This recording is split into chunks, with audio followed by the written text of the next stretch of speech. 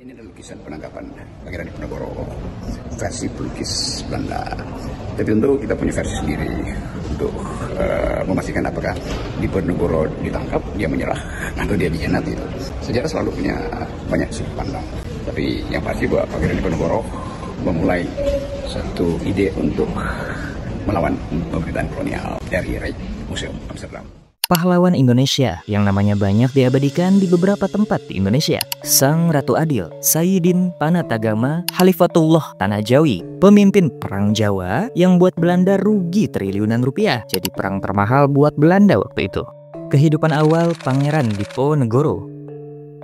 Lahir dengan nama Bendara Raden Mas Mustahar. Masuk usia dewasa, ia mengubah namanya jadi Bandara Raden Mas Antawirya. Perubahan nama ini emang cukup umum dalam budaya Jawa. Ia adalah putra dari Sultan Hamengkubuwono III yang buat dia lahir jadi bangsawan keraton. Diponegoro lebih suka hidup sederhana dan mendalami agama daripada tinggal sebagai bangsawan di Keraton Yogyakarta. Ia lebih pilih tinggal di Tegalrejo bersama neneknya, Ratu Ageng. Kedekatannya dengan rakyat ngebuat ia sadar penderitaan rakyat di bawah pemerintahan kolonial waktu itu. Awal perlawanan Diponegoro, Perang Jawa 1825-1830. Awal perlawanan Diponegoro terjadi karena Belanda makin mencampuri urusan kerajaan dan merampas tanah rakyat. Puncaknya, waktu Belanda memasang patok jalan di atas makam leluhur Diponegoro. Ini jelas dianggap penghinaan, apalagi makam ini cukup sakral dalam budaya Jawa. Diponegoro mengganti patok itu pakai tombak sebagai bentuk perlawanan.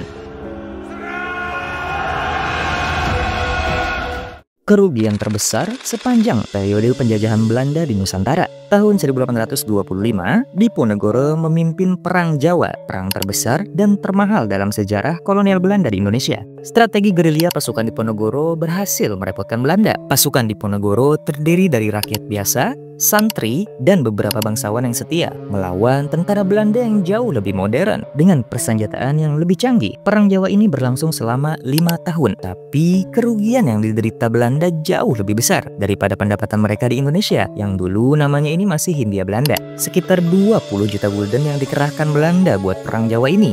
Bagi Belanda, ada dua perang yang paling banyak menghabiskan anggaran belanjanya Belanda, itu perang Jawa dan perang Aceh. Ya. Kalau kita hitung data begini, Perang Diponegoro itu menghabiskan 20 juta gulden. Pada masa itu, pendapatan Belanda dari seluruh wilayah jajahannya di Hindia Barat maupun Timur, berarti termasuk Suriname, Sri Lanka, Asia, Afrika Selatan, dan sebagainya itu total per tahun cuma 2 juta gulden. Ini 20 juta habis. 20 juta habis berarti untuk 5 tahun berperang melawan Diponegoro, Belanda menghabiskan pendapatan 10 tahun dari seluruh Defisit besar dan hutang Belanda meningkat waktu itu. Belanda menerapkan kultur stilsel atau tanam paksa di tahun 1830 buat nutupin kerugian dari Perang Jawa ini. Sekitar 8.000 tentara Belanda tewas dalam perang ini dan sekitar 200.000 korban jiwa dari sisi Jawa, para pejuang dan rakyat sipil. Akhir hidup kesatria Perang Jawa, dikhianati dan pergi secara terhormat. Di tahun 1830, 5 tahun lamanya Perang Jawa berlangsung. Pasukan Diponegoro mulai melemah karena kekurangan logistik dan banyak pasukan yang gugur. Sementara Belanda yang kesulitan menang di pertempuran ini langsung ambil kesempatan. Belanda di bawah pimpinan Jenderal de Kock punya siasat licik mengundang Pangeran Diponegoro buat pelindungan damai pada 28 Maret 1830 di Magelang, Jawa Tengah. Diponegoro sosok yang terhormat. Karena kondisi pasukan yang mulai melemah, gak ada pilihan yang lain untuk Diponegoro selain menerima undangan perundingan damai Belanda ini. Tapi sayangnya, Belanda waktu itu gak cukup terhormat buat dipegang janjinya. Belanda tiba-tiba menangkap Diponegoro. Pasukan yang nunggu di luar pun nggak bisa apa-apa karena dijaga ketat pasukan Belanda.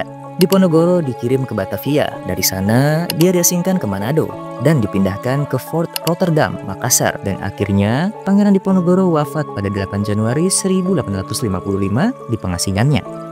Pangeran Diponegoro diakui sebagai pahlawan nasional Indonesia Pangeran Diponegoro diakui sebagai pahlawan nasional Indonesia di tahun 1973. Nama jalan, universitas, monumen, dan bahkan sosok di balik uang kertas Rp1.000 di tahun 1987 jadi beberapa bentuk penghormatan dari jasa-jasa dan perjuangan Pangeran Diponegoro buat Indonesia.